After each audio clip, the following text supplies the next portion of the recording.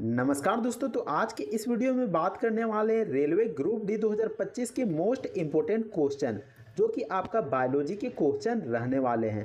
तो अगर आप रेलवे ग्रुप डी 2025 के एग्ज़ाम की तैयारी कर रहे होंगे तो एक एक क्वेश्चन बेहद ही इम्पोर्टेंट रहने वाला है। तो चलिए वीडियो को शुरू करते हैं। तो देख सकते हैं कि पहला क्वेश्चन में पूछा गया कि मनुष्य के मस्तिष्क का सबसे बड़ा भाग कौन सा है। आखिर जो मनुष्य का मस्तिष्क होता है उसका सबसे बड़ा भाग का नाम पूछा गया है। तो क्या हो जाएगा? तो इसका जवाब हो जाएगा प्रामस्तिष्क। और प्रामस्तिष्क को हम क्या कहते हैं? तो इसको हम सेरिब्रम कहते हैं। सेरिब्रम को हम प्रामस्तिष्क के नाम से भी जानते हैं। और आपको बता दूं कि यह मस्तिष्क का सबसे बड़ा भाग होता है, यानी कि मस्तिष्क में सबसे अधिक स्थान घेरता है। आपको ध्यान में रखना है। नेक्स्ट क्वेश्चन में देखते हैं कि शरीर में सबसे बड़ी कोशिका है। तो हमारे शरीर में यानी कि मानव शरीर में सबसे बड़ी कोशिका का नाम पूछा गया है।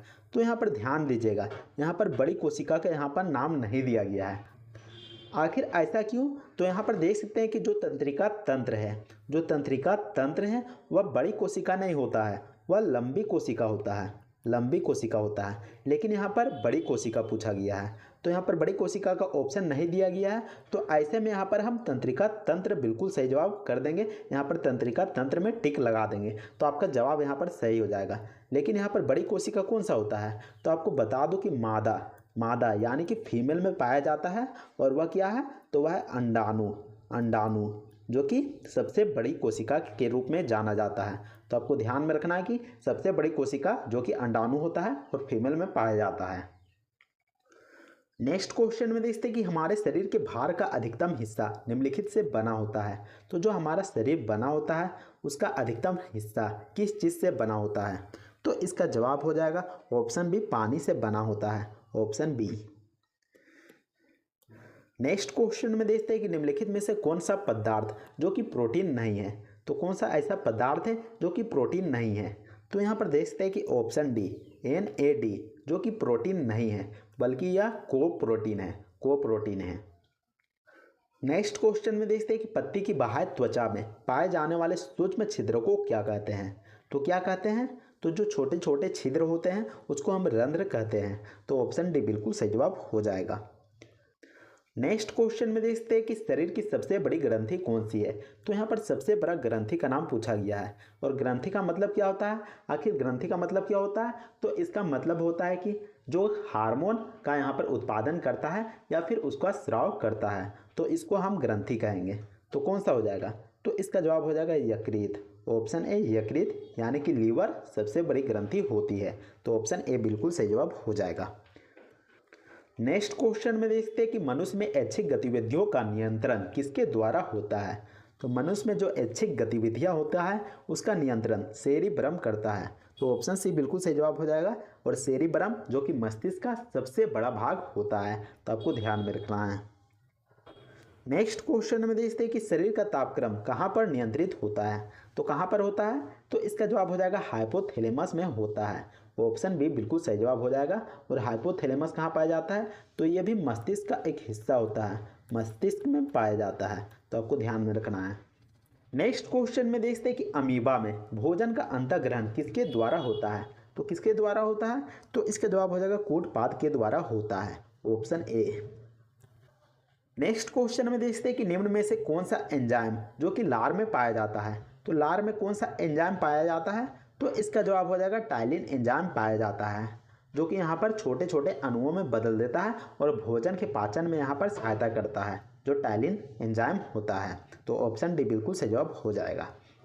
अगले क्वेश्चन में देखते हैं कि वह प्रक्रिया जिसके द्वारा मनुष्य श्वास ग्रहण करता है तथा छोड़ता है वह क्या कहलाता है। तो मनुष्य श्वास में क्या लेता है?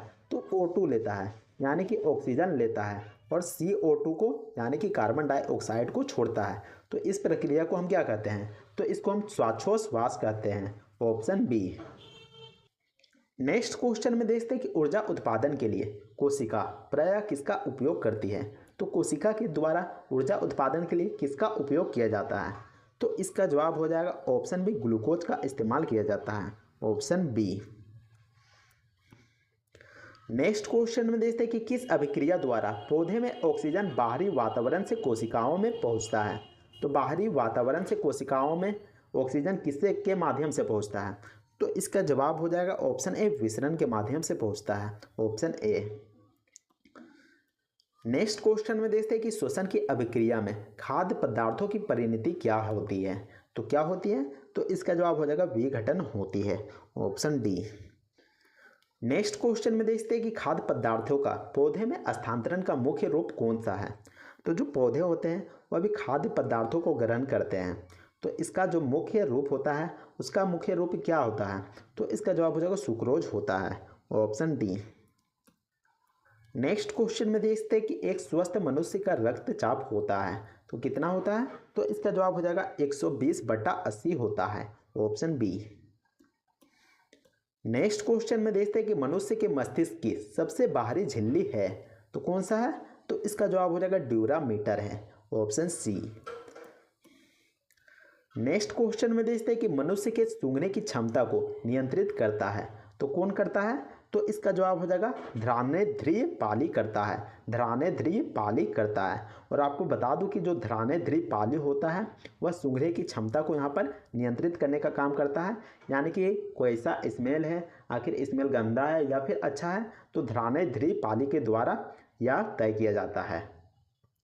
नेक्स्ट क्वेश्चन में देखते हैं कि मनुष्य में बुद्धि एवं चतुराई का केंद्र है, तो मनुष्य में बुद्धि एवं चतुराई का केंद्र कौन सा है? तो इसका जवाब हो जाएगा सेरिब्रम है, क्योंकि जो सेरिब्रम होता है वह मनुष्य को सोचने, समझने, विचार करने या फिर उनका याददाश्त के लिए जिम्मेदार होता है। कहते हैं ना कि इसका सेरिब्रम बहुत ही ज़्यादा तेज है, इसका IQ लेवल बहुत ही ज़्यादा तेज है, यह तुरंत याद कर लेता है। तो सेरिब्रम के माध्यम से ही यह पॉसिबल हो सकता है, क्योंकि अगर किसी का सेरिब्रम अच्छा रहेगा तो वह जल्दी याद कर लेगा, तो आपको ध्यान में रखना है। अगले क्वेश्चन में देखते हैं कि पृथक्करण का नियम किसने दिया था? तो पृथक्करण का नियम किसने दिया था? तो मेंडल ने दिया था, तो ऑप्शन ए बिल्कुल सही जवाब हो जाएगा।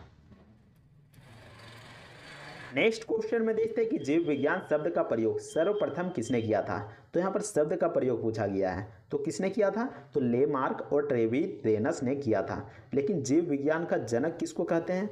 जीव विज्ञान का पिता किसको कहते हैं? तो अरस्तु को कहते हैं। तो आपको ध्यान में रखना है कि इसका जवाब तो यहाँ पर ऑप्शन ए हो जाएगा, लेमार्क और ट्रेवीरेनस। लेकिन जीव विज्ञान का जनक कौन है? तो वह अरस्तु है।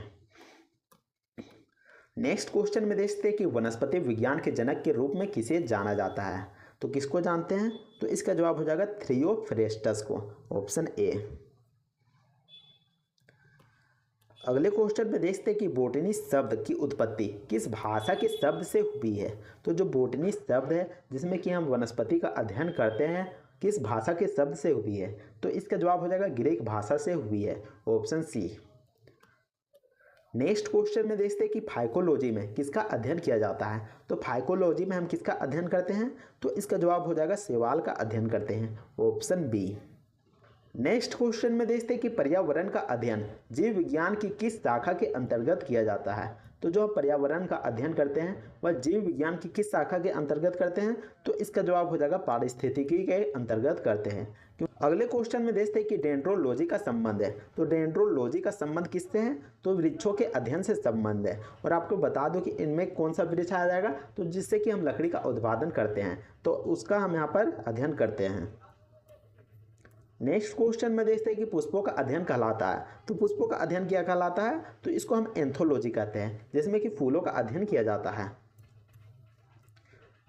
नेक्स्ट क्वेश्चन में देखते हैं कि स्पर्मोलॉजी किसका अध्ययन किया जाता है? तो स्पर्मोलॉजी में किसका अध्ययन करते हैं? तो इसमें हम बीज का अध्ययन करते हैं, तो ऑप्शन बी बिल्कुल सही जवाब हो जाएगा। नेक्स्ट क्वेश्चन में देखते हैं कि एग्रोस्टोलॉजी में किसका अध्ययन किया जाता है? तो एग्रोस्टोलॉजी में घासों का अध्ययन किया जाता है, तो ऑप्शन ए आपका बिल्कुल सही जवाब हो जाएगा। नेक्स्ट क्वेश्चन में देखते हैं कि पीडोलॉजी में किसका अध्ययन किया जाता है? तो जो पीडोलॉजी होता है इसमें भूमि का अध्ययन करते हैं। भूमि में क्या आ जाएगा? तो मृदा का अध्ययन करते हैं, तो आपको ध्यान में रखना है। तो देखते हैं कि पहला सवाल में पूछा गया कि ऑक्सीजन है, आखिर ऑक्सीजन क्या है? तो यहाँ पर देखते हैं दिए हुए ऑप्शन में ऑक्सीजन जो कि वसा नहीं है, कार्बोहाइड्रेट भी नहीं है, एंजाइम भी नहीं है, तो इनमें से कोई नहीं है। तो फिर ऑक्सीजन क्या है? तो ऑक्सीजन एक गैस है। अगर गैस ऑप्शन दिया रहता तो यहाँ पर बिल्कुल सही जवाब हो जाता। नेक्स्ट क्वेश्चन में देखते हैं कि हमारी हड्डियों और दांत आमतौर पर किस चीज़ से बने होते हैं? तो जो हमारे शरीर में हड्डी होती है और दांत होती है वो किस चीज़ से बने होते हैं? तो इसका जवाब हो जाएगा ट्राई कैल्शियम फॉस्फेट से बने होते हैं। ऑप्शन ए बिल्कुल सही जवाब हो जाएगा। नेक्स्ट क्वेश्चन में पूछा गया कि हार्मोन शब्द का नामकरण किसने किया था? आखिर जो हार्मोन शब्द का नाम किसने रखा था? तो इसका जवाब हो जाएगा ऑप्शन सी, बेलिस एवं स्टार्लिंग ने रखा था। ऑप्शन सी बिल्कुल सही जवाब हो जाएगा। और यही पूछा जाता है कि जीव विज्ञान का जनक किसे कहा जाता है? तो जीव विज्ञान का जनक किसको कहते हैं? तो इसका जवाब हो जाएगा अरस्तु को कहते हैं। तो अगला क्वेश्चन में पूछा गया कि भोजन का पाचन किस प्रकार का अभिक्रिया है? तो भोजन का पाचन किस प्रकार का अभिक्रिया होगा? तो इसका जवाब हो जाएगा अपघटन अभिक्रिया होगा।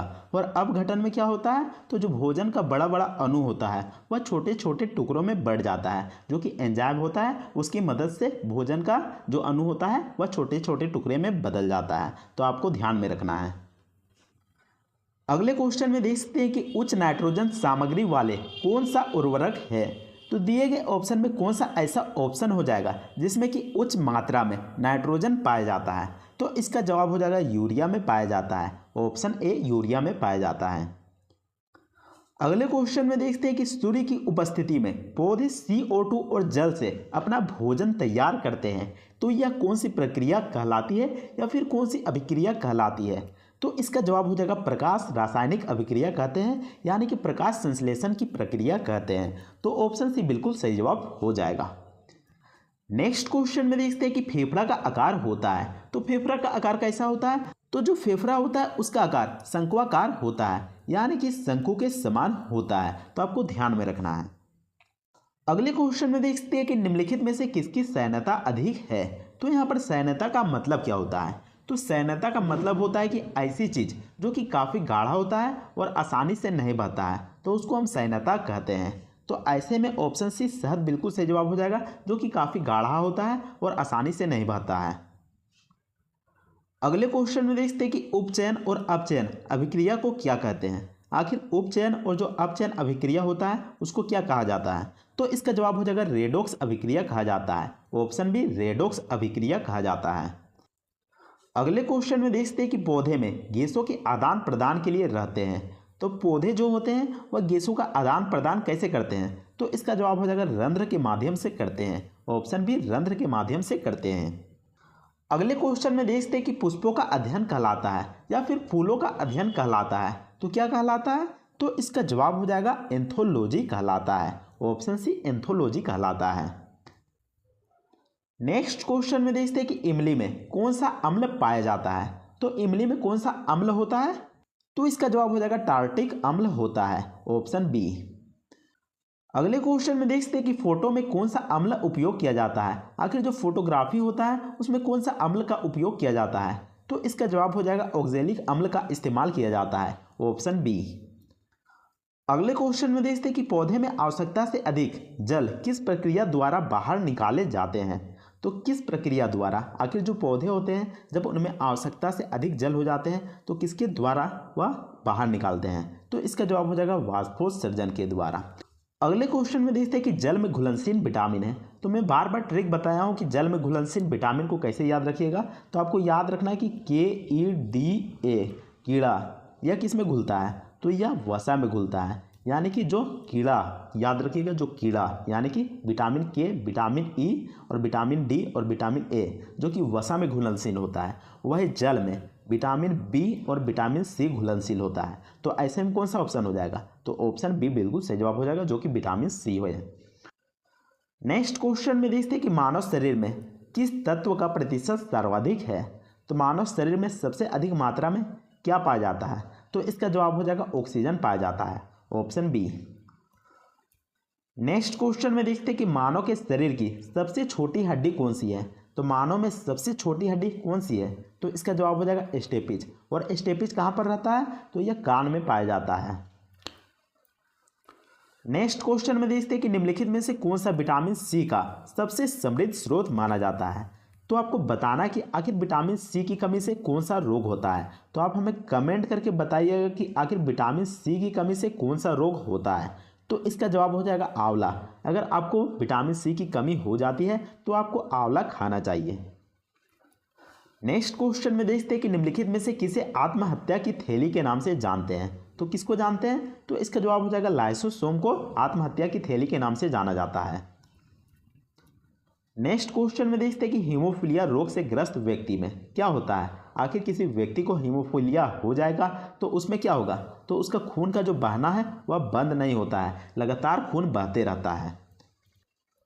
नेक्स्ट क्वेश्चन में देखते हैं कि शल्य क्रिया में आर्थोप्लास्टिक क्या होता है। आखिर शल्य क्रिया में आर्थोप्लास्टिक किसको कहते हैं? तो इसका जवाब हो जाएगा कूल्हे के जोड़ का प्रतिस्थापन को आर्थोप्लास्टी के नाम से जानते हैं। और इसमें क्या होता है? तो इसमें ये होता है कि मान लीजिए कि आपका कूल्हा घिस जाता है तो उसमें स्टील या फिर कोई पदार्थ लगा दिया जाता है जिससे कि वहाँ पर जो कूल्हा है वह फिर से काम करना शुरू कर दे। तो इसी को यहाँ पर आर्थोप्लास्टी के नाम से जानते हैं। नेक्स्ट क्वेश्चन में देखते हैं कि विटीकल्चर के द्वारा किसका उत्पादन किया जाता है। तो विटीकल्चर में अंगूरों की खेती किया जाता है, अंगूरों का उत्पादन किया जाता है। अगले क्वेश्चन में देखते हैं कि मानव शरीर में पाचन का अधिकांश भाग किस अंग में संपन्न होता है। तो जो हम खाते हैं वह सबसे अधिक मात्रा में किस अंग में पचता है। तो इसका जवाब हो जाएगा छोटी आंत में पचता है, ऑप्शन सी। नेक्स्ट क्वेश्चन में देखते हैं कि मनुष्य के जीवन काल में कितने दांत दूसरी बार विकसित होते हैं। तो मनुष्य के कितने दांत ऐसे हैं जो कि दोबारा से जन्म लेते हैं। तो इसका जवाब हो जाएगा 20 दांत जो कि दोबारा से जन्म लेते हैं। वही जो 12 दांत होते हैं वह अस्थायी दांत होते हैं। अस्थायी दांत होते हैं यानी कि केवल एक बार ही जन्म लेते हैं, तो आपको ध्यान में रखना है। नेक्स्ट क्वेश्चन में देखते हैं कि निम्नलिखित में से किसे कोशिका का यातायात प्रबंधक कहा जाता है। तो किसको कोशिका का यातायात प्रबंधक के नाम से जानते हैं। तो इसका जवाब हो जाएगा गाल्जिकाय को, ऑप्शन बी गाल्जिकाय को कहा जाता है। अगले क्वेश्चन में देखते हैं कि मानव शरीर की सबसे मजबूत मांसपेशियां कहाँ होती है। तो कहाँ पर होती है? तो जबड़ा होता है। तो जबड़ा जो होता है वह सबसे मजबूत मांसपेशियां होती है। अगले क्वेश्चन में देखते हैं कि जीव विज्ञान शब्द का सर्वप्रथम प्रयोग किसके द्वारा किया गया था या फिर किसने किया था। तो यहाँ पर ध्यान दीजिएगा, यहाँ पर प्रयोग पूछा गया है तो ऐसे में क्या जवाब हो जाएगा। तो यहाँ पर देखते हैं कि लेमार्क और ट्रेवीरेनस ने किया था। लेकिन यहाँ पर आपको यहाँ पर कंफ्यूज नहीं होना है। तो यहाँ पर अरस्तु जो है, जो अरस्तु यहाँ पर है वह जीव विज्ञान का जनक के नाम से जाना जाता है या फिर फेमस है। अगले क्वेश्चन में देखते हैं कि पेसमेकर का क्या कार्य है। तो पेसमेकर का काम क्या है? तो इसका काम है दिल की धड़कन को नियंत्रित करना। अगले क्वेश्चन में देखते हैं कि पाचन क्रिया में जो प्रोटीन होता है वह किस पदार्थ में बदल जाता है। तो यह एमिनो एसिड में बदल जाता है। तो यहाँ पर ध्यान में रखना है, प्रोटीन जो कि एमिनो एसिड में बदलता है। अगले क्वेश्चन में देखते हैं कि लार निम्नलिखित में से किसके पाचन में सहयोग करती है। तो जो लार होती है वह किसके पाचन में सहयोग करती है। तो इसका जवाब हो जाएगा स्टार्च के। तो यहाँ पर कार्बोहाइड्रेट नहीं टिक करना है क्योंकि जो सटीक आंसर निकलता है वह स्टार्च निकलता है। तो ऐसे में ऑप्शन ए बिल्कुल सही जवाब हो जाएगा। तो उम्मीद करते हैं कि आपको यह वीडियो पसंद आया होगा। तो वीडियो को लाइक ज़रूर कीजिएगा। इसके अलावा कमेंट करके हमें बताइएगा कि आखिर आपने कितने सवालों के सही सही जवाब दिए। तो मिलते हैं नेक्स्ट वीडियो में, तब तक के लिए जय हिंद, वंदे मातरम।